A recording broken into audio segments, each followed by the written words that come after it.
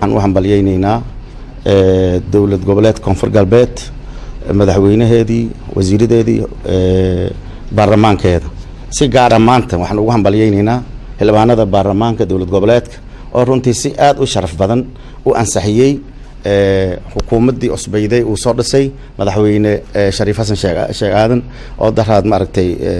xukuumad cusub dhisay sida sharafta ay u ansaxiyeen baarlamaanka ugu hambalyeynaa taasna arrimaha kalena maaragtay ujeedada aan leenahay inaan maaragtay xukuumadda dawlad goboleedka koonfur galbeed wax qabadkii ay sameysay aan